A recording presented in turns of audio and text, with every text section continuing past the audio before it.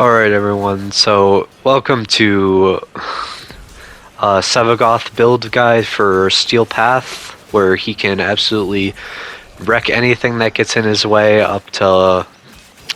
I haven't tested it for very high levels, but I know he can survive for quite a long time if you build him right and if you know how to use him.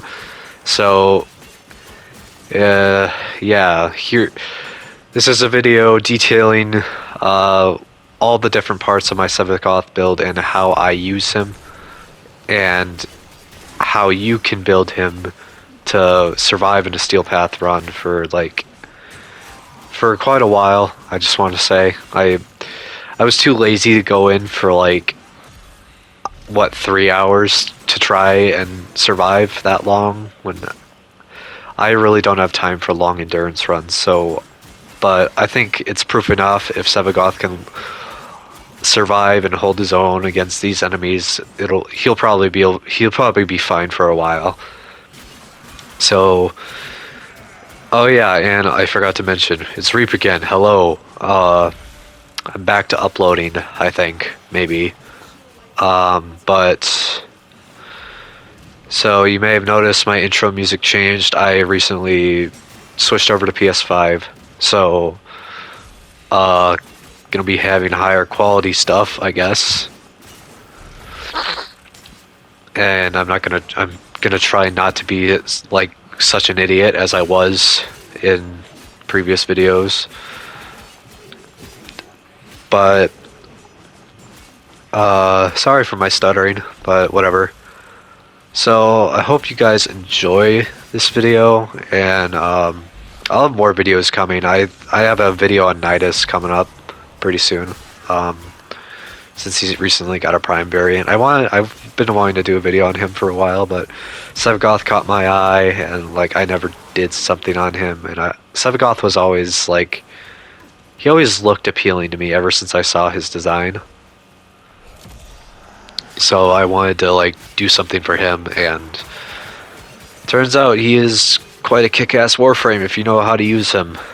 So this video is going to be detailing that and how you can use him to kick enemies' asses. So, I hope you guys enjoy, and do give me some feedback if you think I deserve any. Thank you, and goodbye.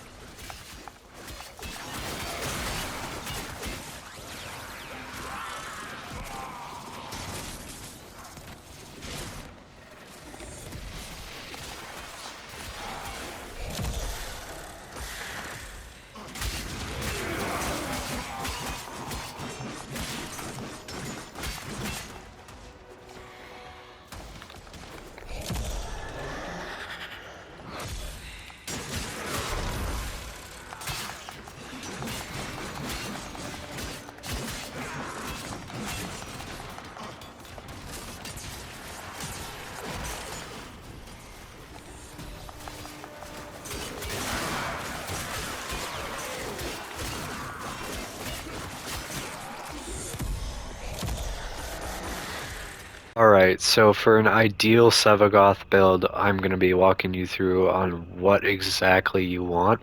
So Sevagoth is a melee heavy warframe, so I'm going to recommend right away you use Naramon with him, because his Exalted is heavily based around melee. That's where you're going to be doing the most damage. So I'm going to get into Sevagoth's build himself first. So we have Brief Respite, because because you're going to be getting damaged a lot and you're going to want to be taking advantage of shield gating, you're going to want to be casting Reap and Sow a lot to fill up your death well. And once you get your death well filled up, you can use Sevagoth's Shadow abilities to get even more shield. Actually, wait, no, those are separate, I'm pretty sure. Because, like, if we look on Sevagoth's Shadow, yeah, this is Steel Charge. It does more melee damage, so the Brief Respite won't carry over to Sevagoth's Shadow. But anyway, Power Drift is here.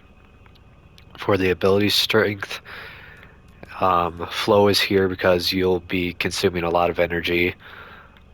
Gloom used to have like a really high energy outtake, but like it now it doesn't consume very much energy at all. Gloom is by far one of your most important abilities because it will crowd control enemies a lot. It will slow them down and make them more susceptible to damage. Okay, and then Fleeting Expertise is here for efficiency because, again, you're going to be casting a lot of abilities, and none of your abilities are duration ranged, actually, except for... Actually, I think So... Yeah, So has duration. So is really, like, the only radius duration one ability that Sevagoth has, but, like, you can just keep recasting that over and over again. And then Stretch is for the range. Umbral Vitality is for the health. Umbral Intensify is for the ability strength. Augur Secrets, more ability strength. More ability efficiency. And then more duration for Reap and for Reap's for Reap and Sow's duration. And then we have Arcane Aegis here for the shield recharge. And then Arcane Energize to recharge your energy. And then as for Sevagoth's Shadow, I haven't filled the Exilus slot here yet. I haven't seen a need to. It was working just fine for me without anything in the Exilus, but I'm pretty sure it can be improved. Steel Charge is here for like the vast increase in melee damage from Shadow Claws. Umbral Intensify, of course, for ability strength, Fiber for armor, and Vitality for health because even though you're a killing machine, you're bound to you take a lot of damage. Fleeting Expertise is for efficiency because you have a much lower energy pool as Sevagoth's Shadow. You have range for mainly for pulling in enemies with Embrace. That's like one of your most useful abilities as Sevagoth's Shadow, is be able to crowd enemies in one area to kill all of them. And then Consume's not really used at all, except like if you want to heal, but like you're getting damaged so much, you're not gonna. Consume's not gonna do much healing for you. Um, Death's Harvest is basically an add-on to Gloom, and then Reunite's just literally just reuniting with Sevagoth. And then Prime Continuity, that's for the duration on. I Yeah, I think that's for Embrace, because otherwise there's not really anything that has a duration. And then Streamline for the efficiency because you have less energy, and then more strength for like the for Death's Harvest. And then we have Arcane Strike for the massive amounts of melee damage you're going to be dealing out. And then Arcane Energize because you have a lower energy pool and you're going to want that energy. So, and then we go to Shadow Claws. And then we have Pressure Point here, but you're going to want to replace this with Prime Pressure Point, which I don't have yet. Actually, I'm pretty sure I don't have Prime Pressure Point. Yeah, I don't.